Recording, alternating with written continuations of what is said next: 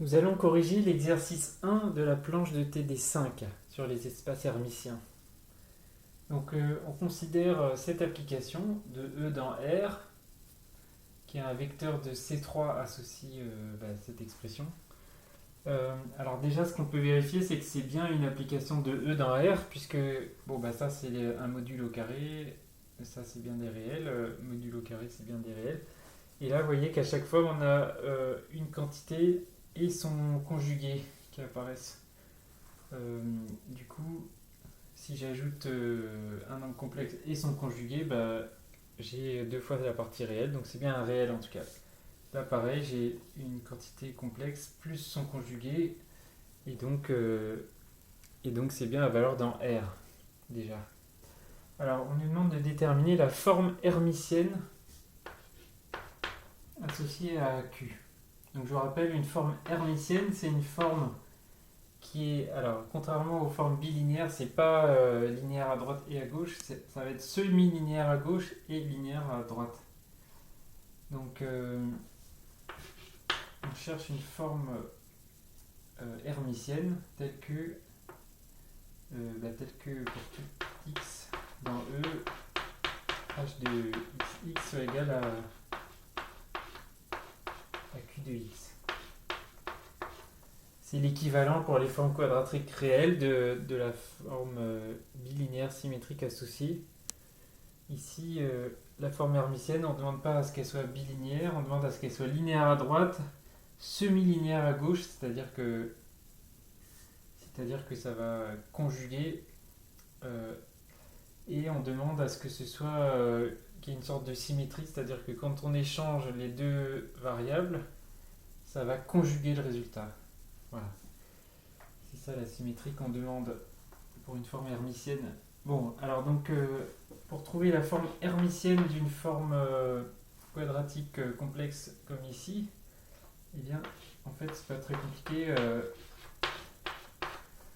Il suffit de le faire terme à terme. Bon, bien sûr, il y a une expression en fonction de Q, il y a Q de x plus y, etc. Bon, mais cette formule, vous pouvez l'utiliser, mais ça va être beaucoup plus long à calculer. Là, on peut directement faire ça facilement en remplaçant chaque terme par l'expression qu'il faut. Donc, vous voyez qu'ici, euh, comme ça doit être linéaire à droite et semi-linéaire à gauche, vous voyez que l'expression, il va falloir que ça fasse intervenir que des termes en YI, pas de conjugués, surtout pas avec les Y.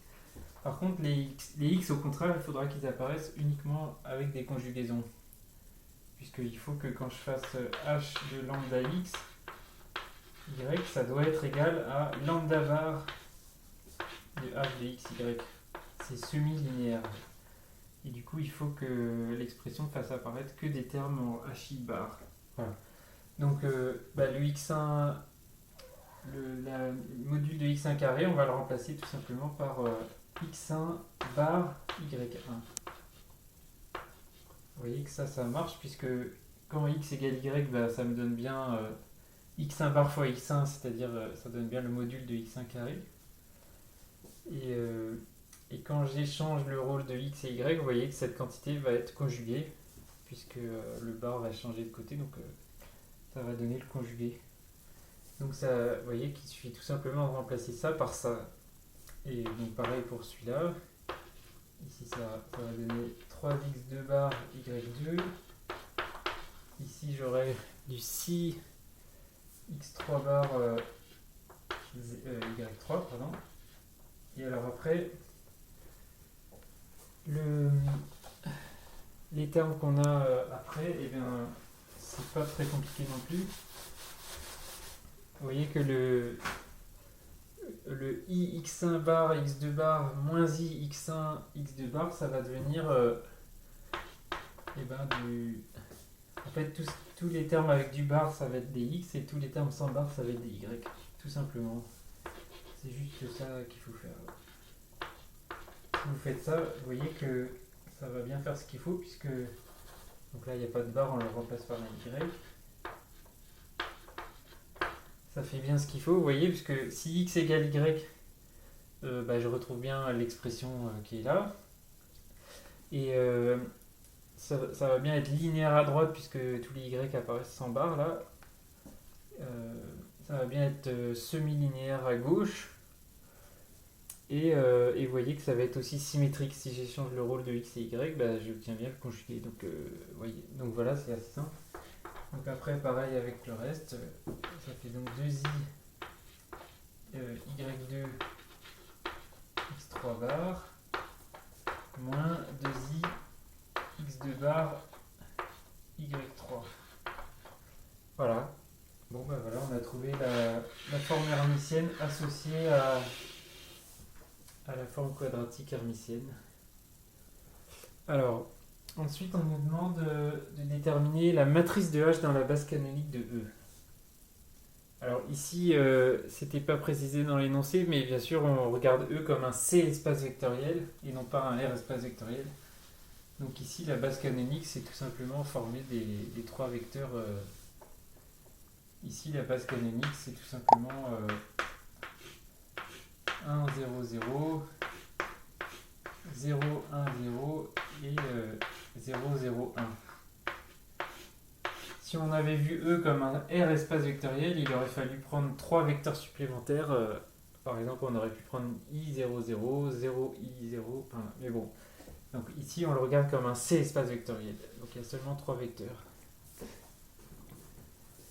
Et alors, donc, la matrice de H dans cette base, bah, il suffit de... donc c'est la matrice dont les coordonnées... ça va être la matrice des H de EI, EJ. Pour I et J, les coordonnées, voilà.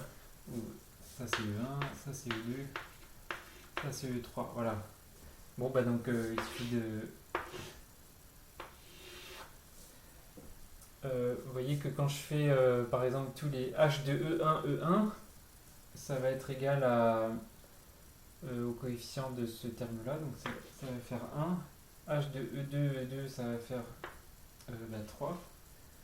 H de E3, E3, ça va faire 6. Vous voyez que tous les autres termes sont nuls. Hein.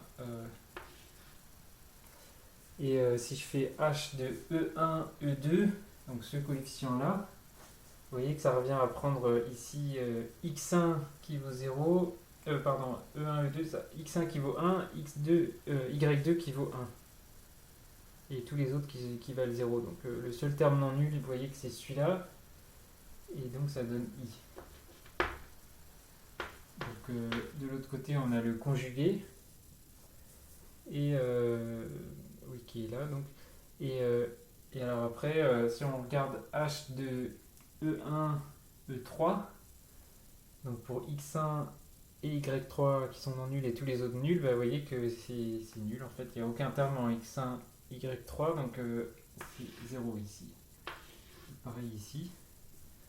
Et ensuite, on a donc ces termes-là qui nous donnent h de... Si je calcule h de E2, E3, ça correspond à ce terme-là, donc j'ai du moins 2i ici. Et donc du 2i ici. Voilà. Vous voyez que la matrice de H dans la base canonique, la matrice d'une forme hermitienne, il faut qu'elle vérifie que sa transposée doit être égale à sa conjuguée. Ici, c'est bien le cas, donc tout va bien. Voilà. Et alors après, on nous demande de déterminer une base de E qui soit orthonormée pour la forme quadratique hermitienne Q. Alors, et ben pour ça, on peut par exemple utiliser le procédé de Gram-Schmidt. Vous l'aviez vu dans les espaces euclidiens, mais ça marche tout aussi bien avec les espaces hermitiens. C'est exactement la même chose. Donc utilisons Gram-Schmidt.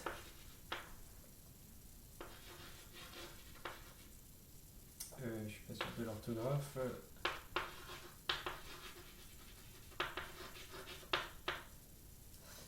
Alors, avec cette méthode, on peut partir d'un vecteur, par exemple le premier vecteur de la base canonique.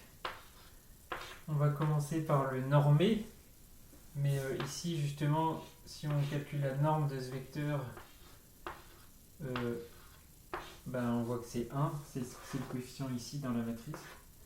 Donc il est déjà normé.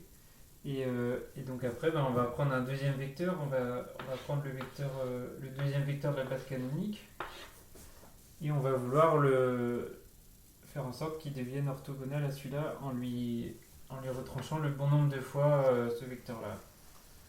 Et le nombre de fois qu'il faut le retrancher, c'est tout simplement h de 1, 0, 0. Voilà, donc il suffit de calculer ce produit, enfin l'image de la forme hermitienne avec ces deux vecteurs-là. Et donc ça, vous voyez que ça correspond à ce coefficient-là de la matrice. Ça vaut i, on l'a déjà calculé. Et donc c'est le nombre de fois qu'il suffit de retrancher.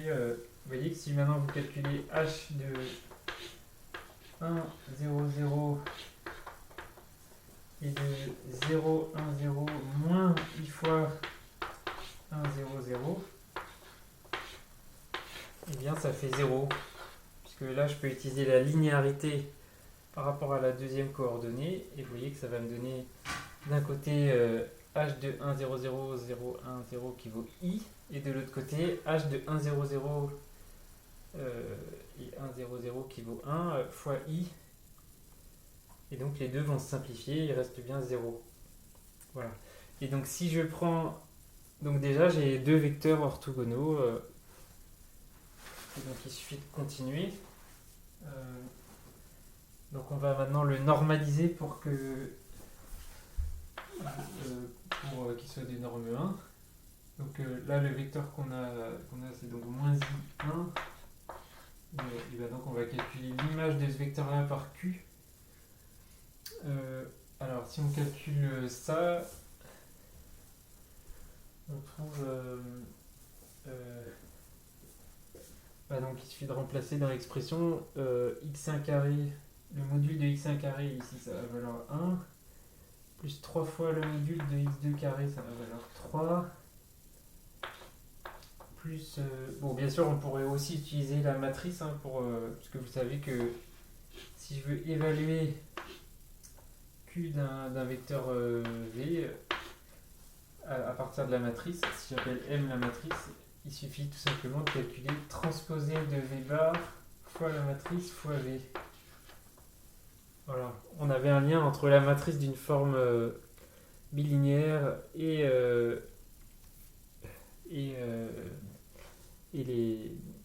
lien qu'il y avait entre une forme bilinéaire et sa matrice, c'était quelque chose de ce genre-là avec avec les formes bilinéaires réelles, mais en fait dans C c'est pareil, c'est juste qu'il ne faut pas oublier de mettre transposé bar, puisque c'est bien... si je veux avoir la forme hermitienne, vous voyez qu'il suffit de faire h de... pourquoi je les appelle VW, h de xy, vous voyez que c'est transposé de x bar fois la matrice fois y. Voilà, c'est ça le lien qu'il y a entre la matrice de la forme hermitienne et les valeurs en xy. Voilà, donc c'est facile. Ici on peut directement utiliser l'expression qu'on a de q, parce qu'on veut juste évaluer q en moins i 1, 0. Et donc ici il faut regarder les termes en x1, x2. Les termes en x1, x2, il y en a i. Vous voyez qu'on a i fois x1 bar, donc x1 bar ça va être i fois x2, et ensuite on a moins i x1 x2 bar. Donc x1 ça donne moins i, on aura du i. Voilà. Et donc vous voyez qu'au final ça vous donne 1 plus 3 moins 2. Et donc on trouve 2. Voilà, donc pour normaliser le vecteur, c'est pareil que pour une forme quadratique réelle. Il suffit de diviser par la racine carrée de la valeur qu'on a trouvée ici. Et donc si je prends les vecteurs, voilà, il faut normaliser par 1 sur racine de 2. Voilà, et du coup, voilà. Voilà, je prétends que cette famille est une famille orthonormée. C'est ce qu'on a. Bon, donc maintenant on va continuer le procédé de Gram-Schmidt.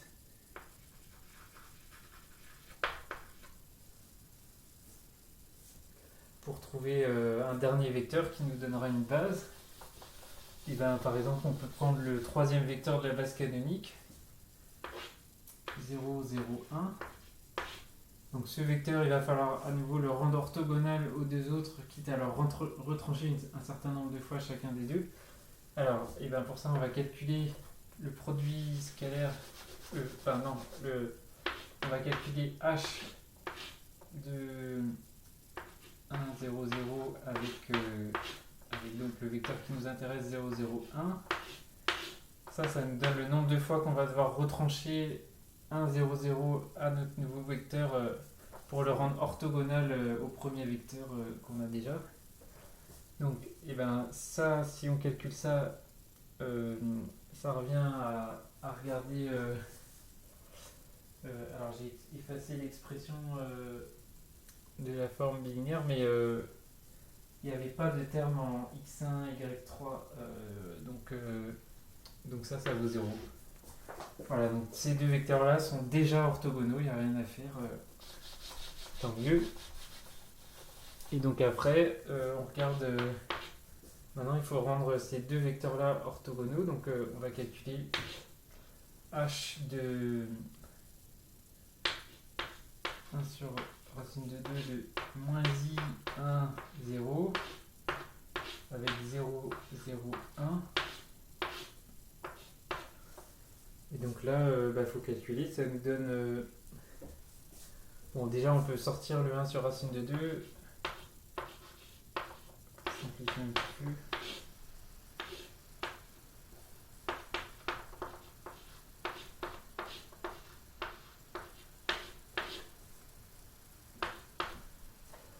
Ok, et alors, bon, j'ai plus l'expression de h sous les yeux, mais ni la matrice, mais ça doit se calculer assez facilement. Alors attendez. Donc ici, on est avec x1 égale moins i et y1 qui vaut 0, y2 qui vaut 0, y3 qui vaut... voilà, donc ça fait aucun terme. Et ici, il y a x2 qui vaut 1, y3 qui vaut... Alors, les termes en x2, y3, il y avait moins 2i.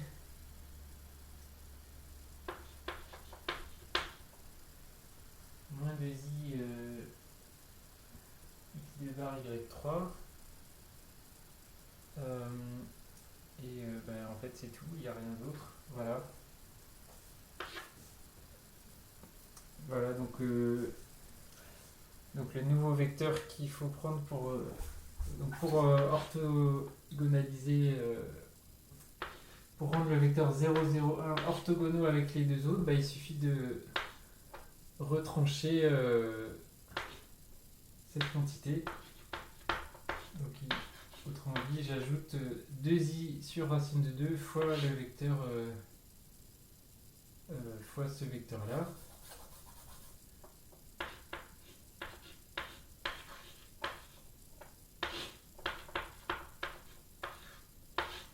Voilà, et donc ça nous fait le vecteur, faire le calcul, là ça se simplifie.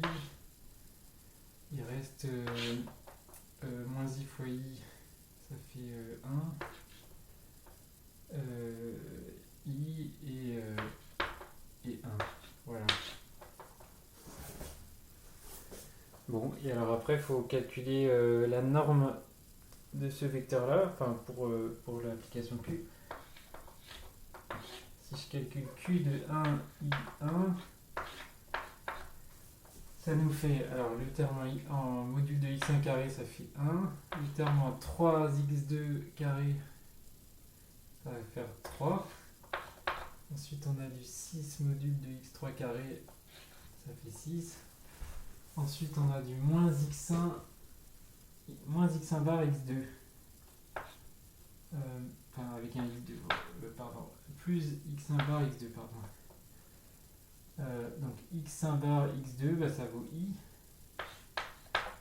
Et après, il y a du moins x1 x2 bar. Donc ça va faire à nouveau plus i. Voilà. Et ensuite, j'ai les termes en x2, x3 bar. Alors si je fais x2, x3 bar, ça va faire i. Et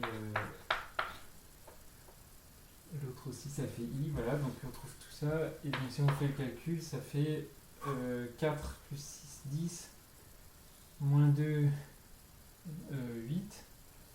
Moins 4, ça fait 4. Voilà. Donc si on veut normaliser, maintenant il suffit de diviser par 2, qui est la racine carrée de 4. Et donc,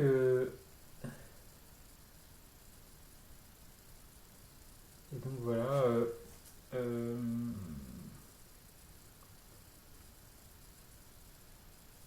Donc pour compléter notre famille orthonormée là, qui a deux vecteurs en une famille, en une base orthonormée, et bien voilà, il suffit de prendre un demi de 1i1.